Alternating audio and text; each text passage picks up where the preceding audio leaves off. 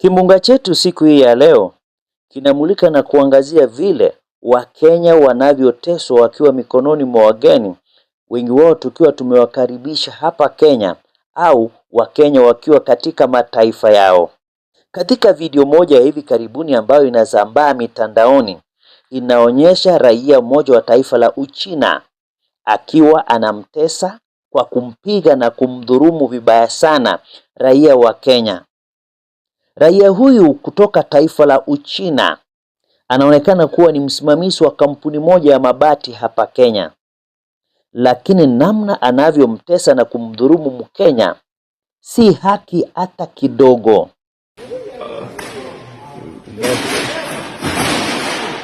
Mpige kidevu.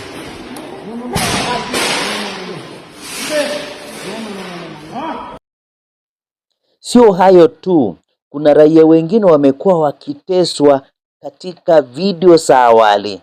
Itakumbukwa kwamba kuna raia mmoja kutoka taifa la Uchina vile alirudishwa kwao baada ya kuonekana akiwafanyia madharau na kumdhulumu Mkenya mwenzake akiwa kazini.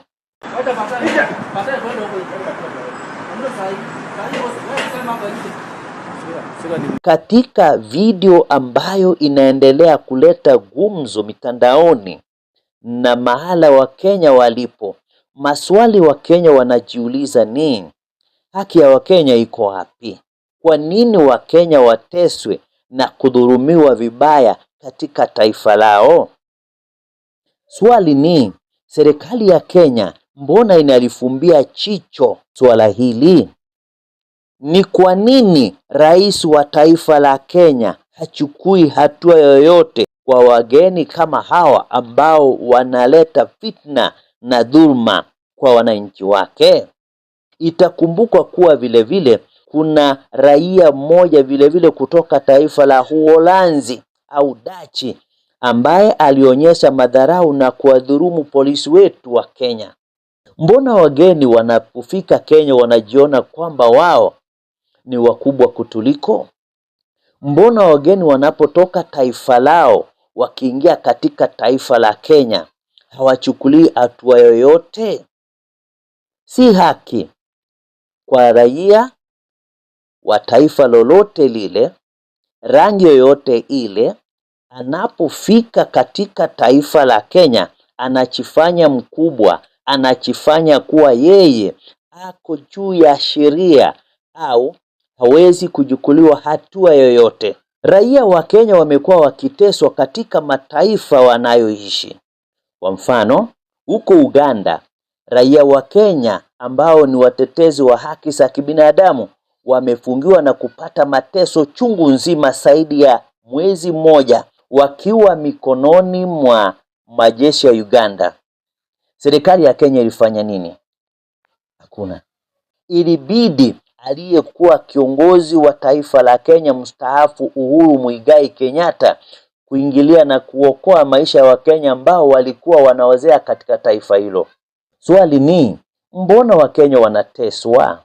Mbona tunakaliwa? Kenya ni nchi huru ama Kenya ni taifa huru ama namna gani?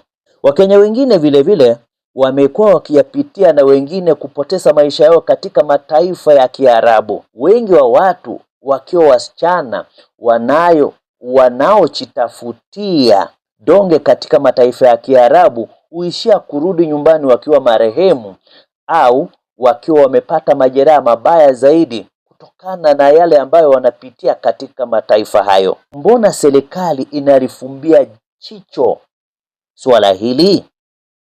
Mbona serikali yetu haiwezi kusimama? Mbona serikali yetu halioni kama hili jambo lina uzito? Yote tisa, Kenya ni taifa huru. Kenya iko na katiba yake. Waziri wa nchi za kigeni ambaye pia ni mkuu wa mawaziri, Mheshimiwa Musalia Mudavadi, amka, fanya jambo. Wakenya wanateswa. Wakenya ambao wanastahili kupata uhuru wao wanajililia. Kama tukikulilia wewe serikali na hakuna kitu unachotufanyia kama Mkenya, basi kuna maswali. Amka, fanya jambo. Lazima tuwe uhuru. Kama ni raia wa kigeni ambaye analeta shida na anaenda kinyume na kanuni za taifa hili, basi lazima hachukuliwe hatua kama Mkenya yote. Tusilegeze kamba hata kama ni mgeni au sio mgeni. Sheria ni sheria, inakata mbele na nyuma.